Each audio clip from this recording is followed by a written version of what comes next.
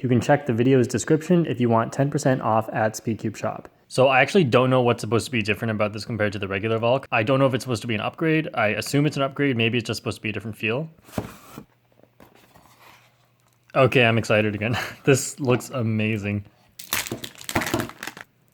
Oh, that's interesting. All right, let's go.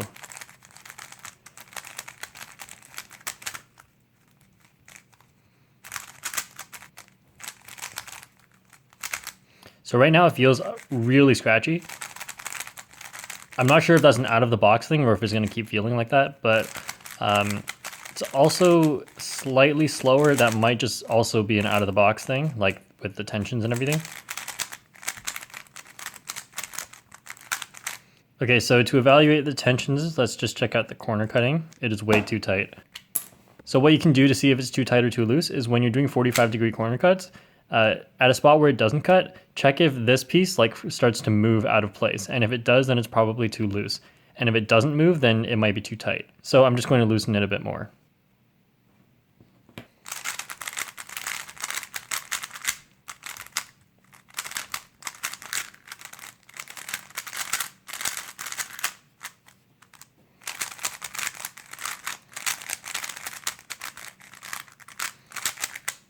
All right, so right now I'm definitely really not used to this. It has a really different feel from basically anything else. So it's, I wouldn't say it's much like the Valk. So of course I'm feeling the cube and you can't feel it right now, but just listen to it compared to the Valk. So it's kind of reminding me of a GTS2M, but maybe just a little bit more controllable and a little bit slower. So that's kind of the feel I get from it, but at the same time, it has the sort of elastic feel that the regular Valk didn't have. All right, now the Valk Power M. Sweet.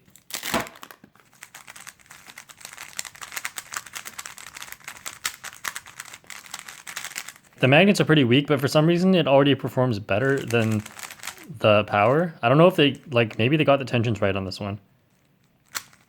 What the hell? Okay, so this one already has perfect tensions out of the box. They must have done something with this that they didn't do with the Valk Power, the regular Valk Power, because that one's tensions just, it couldn't corner cut 45 degrees at all, even if I loosened it a lot. All right, so right now I definitely cannot feel a big difference between this and the non-magnetic. So I wouldn't say they're really noticeable compared to like in the GAN Air SM where the magnets are like, it feels completely different from a regular cube on that one. And this one just feels like a regular cube with some more bumpiness. So I'll have to see what kind of effect that makes. So I guess that's it for now. And next will be the solves with both of these cubes and I'll comment a bit more on their performance.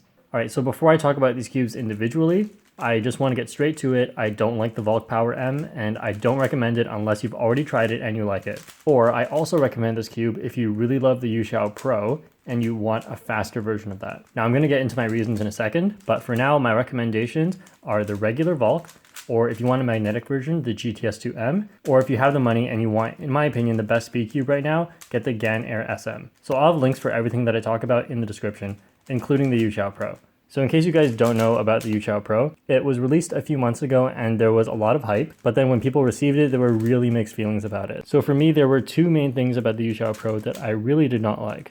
So the first was how slow it was. The other thing about the You Shou Pro was that it felt really elastic. So that means when you corner cut, it felt like the pieces had more of a snap. And I don't know, it's really hard to describe, but it's some sort of internal feeling. And it's a feeling that I only got on that cube and some older cubes such as the Whitlong, which I don't know if any of you guys know what that is. And also the Valk Power has that same feeling. So the Valk Power feels just like a You Shou Pro, maybe a little bit less clicky, but at the same time, it's a lot faster. So if you like the You Shou Pro and you don't like the speed of it, then I definitely think you should get the Valk Power. However, I really don't like that feeling to start with, and the fact that the Valk Power has that feeling at all makes me make tons of mistakes. There's one more thing I want to say about the Valk Power M. So I notice it is a little bit better than the Valk Power, and the magnetic effect of it has kind of the same effect as some of the other weak magnet cubes, so it's not going to affect you much on each individual turn, but it will help you a lot to keep the cube more stable, as in to keep it more in a cube shape and stop it from misaligning. So I found I was able to make fewer mistakes on the Valk Power M. And of course, whether the price difference is worth it is just up to you. Now, if you're looking at these solves, I'm showing some of the great solves and some of the worst solves as well. And they were coming back to back. And that's because some of these scrambles were actually really nice, but the problem was I just kept making mistakes. So after a while, I was starting to get fed up with my mistakes, and I just thought, you know what, I'm really tired. Maybe it's just me.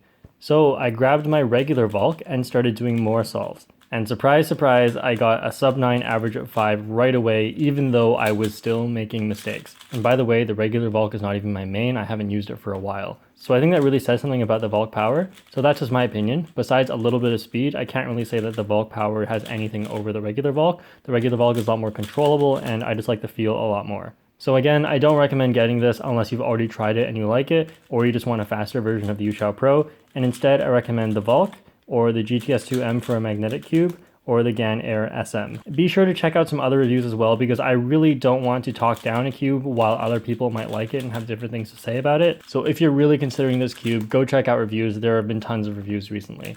So if any of you have tried this cube, I'd love it if you left a comment with what you think about it so everyone can have a discussion. All right, as always, thanks for watching, and I'll see you guys next time.